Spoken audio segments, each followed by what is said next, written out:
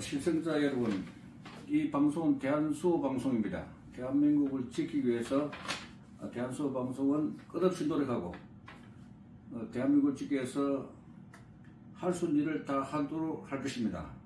오늘은 명일동에 있는 서울시 재향군인회장을 지내신 김병관 회장님을 모시고 좋은 말씀을 들어보도록 하겠습니다. 그러면은 지금 가서 질문하도록 하겠습니다. 회장님 수고 많으십니다. 여태까지 많은 애국 운동을 해 오시는데 지금 밤 11시지만은 밤에 지금 잠이 안 와가지고 걱정이 많으니까 잠이 안 와가지고 이렇게 방송하지 않을 수 없게 되었거든요. 몇 가지 질문을 하겠습니다. 맹태균이 보수가 착하면은 범죄다 그랬는데 이 것에 대해서 좀 설명을 좀 해주시죠. 예.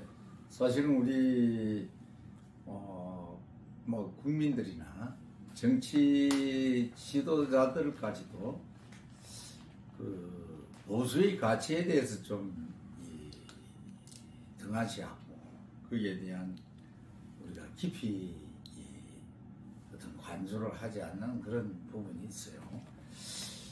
이제 맹태균이라는 사람이 뭐 정치 브로커라고 이렇게 알고 있지만 그 친구 사무실에 보니까 보수가 착하면은 범죄다 이런 플랜카드가 있더라고. 근데 많은 여기 우리 애국자들이 뭐 내박을 하고 심지어 뭐 이 전문직에 있는 교수님들이라든지 이 정당의 당수까지 지낸 사람도 글쎄 그 무슨 뜻인지 아리송한데요? 이렇게 얘기를 해요.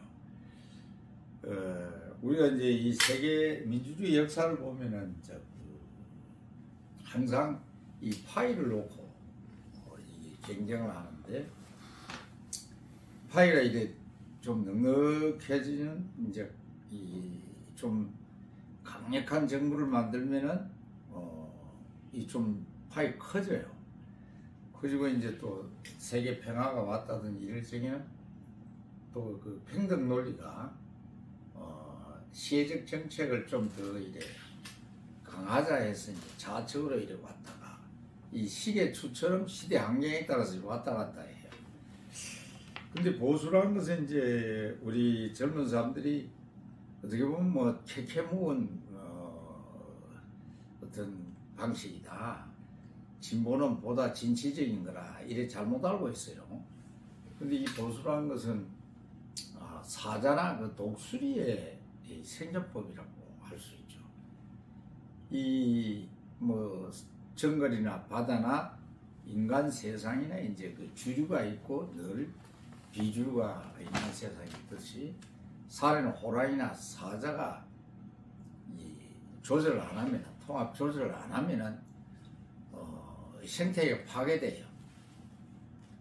그래서 보수를 너무 이제 이 좌파적인 정책을 하다 보면 이제 소극적인 공세인데, 뭐 며칠 전에 유튜브를 하나 본 게 노무현이가 먹는 걱정 안 하고, 뭐 집 걱정 안 하고, 뭐 이 관세 받지 않은 그런 세상을 만든다고 초임 국회의원 때 떠드는데. 그 하나님이 이 세상을 만들 때 지상 천국을 만들지 않은 이유를 모르고 있는 거예요.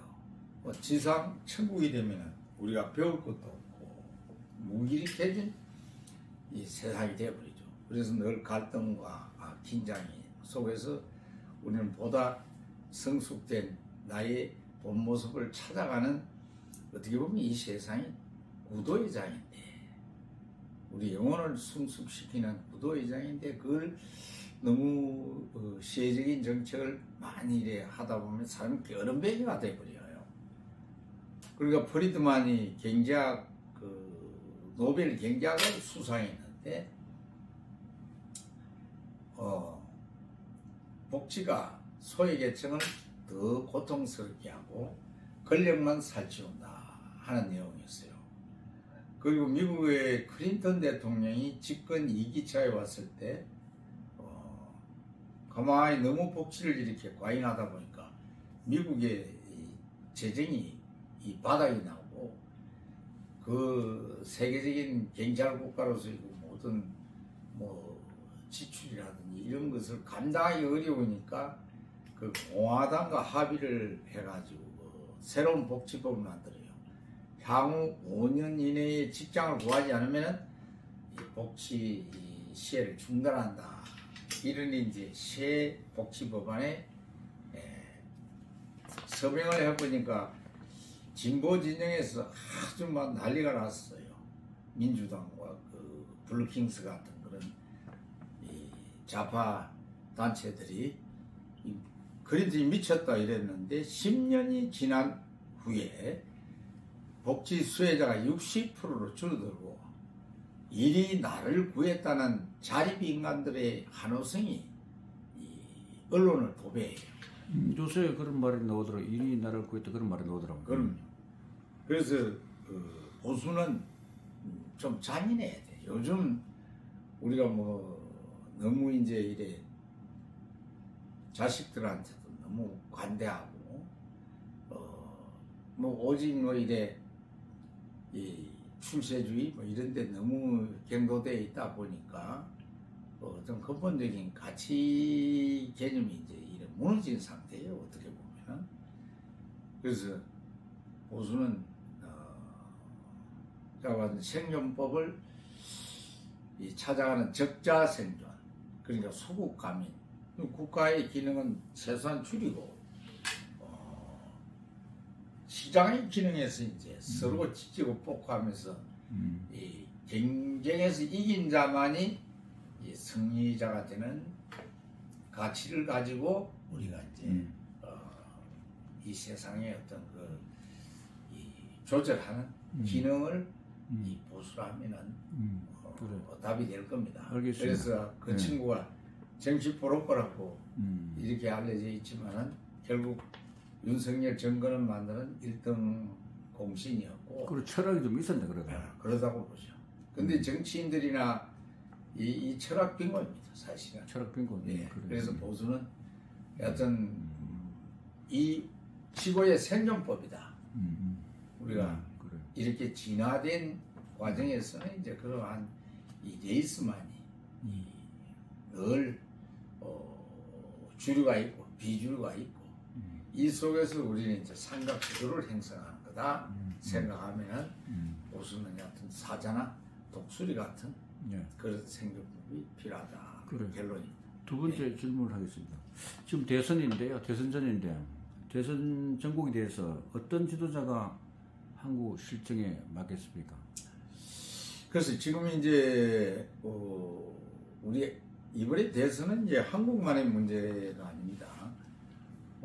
어떻게 정권의 한계에 따라서 세계 정세가 요동칠 수 있는 그런 개연성이 많습니다.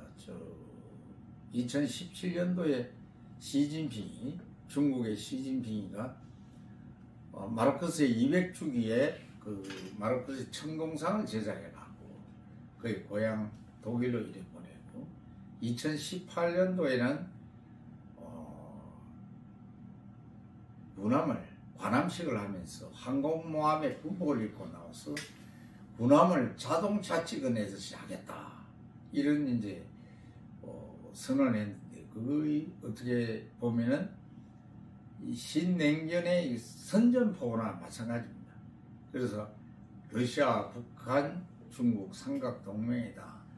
이 남한의 이 진북, 종북 정권이 만약 들었으면은 아마 이 세계 어떤 하약고가 되지 않을까. 한반도를 미국과 일본을 고립시키면서 이제 어떤 무력 충돌까지 일어나지 않을까 이런 염려가 됩니다. 그런데 이제 다행인 것은 이제 우리가 앞으로 세계를 주도하는 위대한 국가가 되기 때문에 이번에 이 진통은 이제 어떻게 보면 하나의 그 과정이고 또 우리가 이제 스펙을 쌓을 수 있는 국민들이 이제 그동안 뭐 좌파다 우파다 막 이렇게 갈등을 많이 했는데 이 북한의 대남 적화 전략으로 인해서 이제 그 용병들이 결국은 이제 정치에 너무 깊게 개입을 해갖고 특히나 이제 문화 권력을 가진 이 백낙청 같은 그 서울대 명예교수죠. 63년도에 창비사를 만들어 가지고 지금까지 이제 한국 정치를 지락펴락한 장본인인데 그 양반이 서구제 대의 정치는 처부수고 국민 스스로 다스리는 정치를 만들어야 된다. 이 뭐 광장 정치를 의미하는 건데 이건 뭐 세계사의 조로와 역행하죠. 그래서 우선 이제 그 이념적 이 이념으로 분단된 국가에서는 이념을 국가 경영 전략의 최대 문제로 삼는 후보가 되면서 이제 제3의 물결을 받아들일 수 있는 이제는 우리가 그동안 인류가 그 동서냉전을 통해서 그 군비 정강이 너무나 과다하게 되고 지금 뭐 환경 파괴라든지 이런 인류의 그 생존을 위협하는 여러 가지 심각한 문제가 되는데요. 지금 태평양 한복판에 한반도에 16배 되는 쓰레기 섬이 생길 정도로 이 생태계가 극도로 파괴되면서 이제는 그런 경제력, 군사력보다는 이제 우리 내면을 좀 더 충만시키는 이 정신문명의 르네상스 시대가 열려야 되는 그런 중차대한 국면입니다. 그래서 가장 이제 이러한 위대한 인류의 역사를 계획시킬 수 있는 민족이 바로 대한민국입니다. 우리는 그 천년 이 외세의 침략에 시달렸고 또 건세도 일제히 강점기에서 그 36년간의 그 압박을 받고 또 해방이 되자마자 동족 상전을 일으켜서 전 국토가 폐허가 되고 그런 와중에 또 한강의 기적을 만들어서 인류 역사를 냉전을 종식시킨 이런 위대한 저력을 갖고 있는 민족에게 많이 주어지는 이 하늘의 어떤 선물이 아닌가. 지금의 그 진통은 이 진통을 이제 완벽하게 이제 해소를 해서 화합해서 이제 뭐 촛불이나 태극기나 함께 우리가 화합하고 내면에 우리가 지혜의 등불로 이렇게 승화시키는 그런 어떤 마인드를 좀 가진 대통령이었으면 하는 사실은 바람입니다. 그래요. 네. 지금 누구를 갖다가 지명할 수가 없겠네. 글쎄 뭐 누구를 지금 이제 국힘당이 내일 전당대회고 전당대회 끝나면 아마 이 한덕수 총리와 이제 단일화 작업이 더 갈 것 같아요. 대체적으로 볼 때 이제 나는 그 김문수 후보가 되리라 생각을 하는데 국힘당에서는 또 김문수 후보야말로 상당히 그 참 훌륭한 이 소신과 철학을 갖고 있고 밑바닥에서 뭐 고생도 많이 하시더라고. 밑바닥. 그래서 이제 24년간 이제 좌파 이 운동을 하다가 이제 다시 우파로 이제 전향이 되어가지고 지금은 이제 뭐 좌우를 넘나든 그런 경험에다가 이 남북 통일을 이룰 수 있는 제목은 여튼 김문수 후보가 아닌가 생각을 하는데 이제 김문수 후보가 이 너무나 큰 애국심과 그 투철한 이 사명감이 있는 분이라서 아마 자기보다 뭐 또 한 후보에 대한 큰 애정도 갖고 있을 거예요. 그래서 두 분이서 이제 뭐 후에 새로운 정부를 만들어서 가는 방향으로 가면은 이번에 뭐 민주당이 저 후보에 저런 또 이제 법원의 문제가 대두하기 때문에 충분히 이 고비는 우리가 탄핵으로 인한 이 국정 공백은 메꾸지리라 그렇게 기대를 해봅니다. 네, 상당히 희망적인 이야기입니다. 그리고 좀 촛불하고 지금 강화문 태극기가 지금 보니까 극과 극을 달아나는데 그 화해할 수 있는 그런데 그 촛불이 말이죠. 내가 볼 때 그 북한의 에이전트들 같은 생각이 들거든요. 에이전트 북한 에이전트. 그러니까 우리가 이 한국의 이제 그 남북 이념 대결이라는 것은 한국만의 문제가 아니고 세계적인 문제입니다.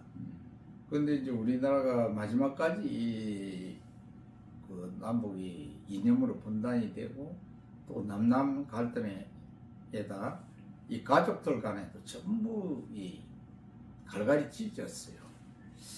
이게 이제 우리 국민성이 아닌가. 그 막스 앵겔스가 170년 전에 이제 공산주의 이론을 정립을 했는데 사실은 한국이 공산주의 원조 국가입니다. 여러분들이 잘 아시는 고려의 강종 4대 임금이 노비 해방을 시킨 노비 안건법을 만들기도 하고 조선의 개국공신 정도전이가 원래 그 고려 말에 그 신진 4대부로 친명파였죠. 그 친원파와 친명파가 이래 첨예한 대결을 하고 있을 때 저쪽에 친원파에서 정도전이를 그 영접관으로 이렇게 임명을 하자. 정도전이가 이놈 원나라 오랑캐들이 오면 내가 다 목을 쳐버리겠다고 이러니까 조정했어. 이제 저 나주로 기양을 보내요. 그 나주에 시골에 가 보니까 그 검문 세도가들 이 지주들은 막 소장농 이걸 착취해갖고 막 첩을 몇 명씩 때리고 떵떵거리고 사는데 중군기가 되니까 농부들이 다 굶어서 거리에 시체가 나뒹굴어요. 그걸 보면서 이성계를 그 이후에 만나서 조선을 이제 개국을 하면서 토지 개혁을 시도합니다. 그게 지주들 땅을 뺏어서 농민한테 나눠주는 그게 일종의 공산주의죠. 그리고 이방원에 이제 왕권 정치 밀렸고, 그리고 그 홍길동 편을 쓴 허균 선생 대단한 문사였는데 6번의 파직을 당하고 6번을 이 복직을 할 정도의 그 참 경색한데 그분도 그 공산주의 이론입니다. 홍길동전이. 그리고 전봉준이 뭐 홍경래의 난이라든지 전부 변방에서 이렇게 난을 일으켜갖고 중앙정부를 공격하는 이런 그 역사가 너무 많습니다. 그리고 공짜면은 막 양재물도 마시잖아요.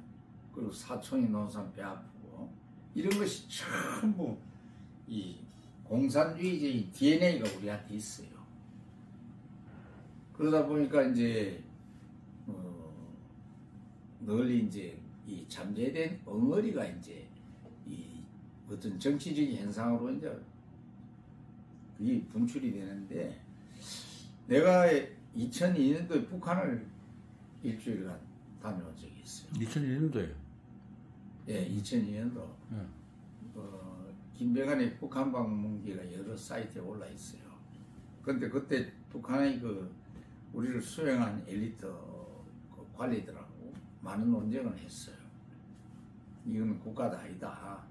이 동물농장이지. 이러다 생존법을 잃어버리면은 야생으로 키우지 않고 우리 안에 막 가다 놓으면 도태돼 버리는데, 이 만물의 영장인 인간을 이렇게 통제하고 소극적인 공격을 하는 것은 이거는 역천의 범죄다. 이걸 좀 쉽게 끝낼 수 있는 젊은이들이 앞장을 쓰면 안 되나. 그러니까 그 일부 거기 뭐 한 명은 굉장히 수긍을 하는데 나머지는 한 3~4명은 아니다 이거요. 나만의 경제력 몇 프로지 안 된다고. 우리는 비록 가난하지만 야인 소크라테스다. 살찐 개돼지들은 우리 정신력 앞에 언젠가는 굴복할 겁니다. 아니 그 당시 그런 말이 나왔습니까? 아주 가소평가를 하더라고. 이게 지금 우리가 뭐 경제력이 좀 있다 해가지고 좀 거들먹거렸는데 지금 우리 내부를 들여다보면 심각해요.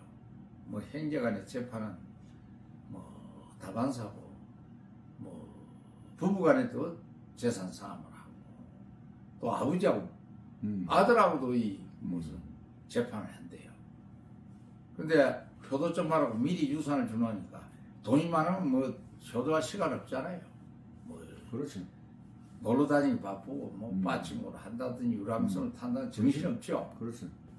그러다 보니까 이제 그걸 아버지가 야 그러려면 다시 내놔라면 누가 아들이 내줍니까? 안 되지.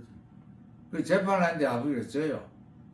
근데 그걸로 효도 계약서를 써가 공정을 해놓으면은 아들이 꼼짝없이 그거는 아버지 요구대로 그래. 그러한 우리가 이 도덕성 해이되고 오직 이 출세 뭐 이런 많이 가지고 남을 지배하고 이런 외적 성취에 너무 매달려 있어요. 그 우리 내면의 어떤 성찰과 이 정신적 충만이라든 이런 것이 이 세상에 온 목적이 돼야 되는데 오직 돈 많이 벌고 출세하고 뭐 많이 가지는 것이 뭐 행복이라 이렇게 생각을 하니까 우리가 이 행복의 개념에서부터 조금 이래 뭐 성찰해야 되는 그런 시점 아닌가. 그래 지난번에 회장님이 그 한국인도 노블레스 오블리주를 실천할 때다 그리 하셨는데 상당히 뭐 공감이 갑니다. 네. 그렇죠. 우리가 그 유럽이 그 동구라파가 불세비기 이후에 그 요원의 불길처럼 막 공산화가 한순간에 이루어졌어요. 그 서유럽이 지켜낸 유일한 무기 이 기업 문화. 그래서 본래 이제 산업화가 이렇게 가속화 우리나라처럼 되면은 그 양극화가 심화되죠. 그 이제 절대적 빈곤은 면한데 이 상대적 빈곤 때문에 사람들이 이 마르크스 유령들이 막 번심이 강해요. 그래서 그걸 어떻게 이제 제어할 것인가. 이것은 이제 우리가 보다 이 도덕률을 높이고 사회를 건강하게 만들지 않으면은 늘 이 갈등이 이래 산재되어 있어요. 그래서 우리 촛불들은 그래요. 자기들 인건비나 이제 착취해서 잘 먹고 잘 사는데 이번 기회에 한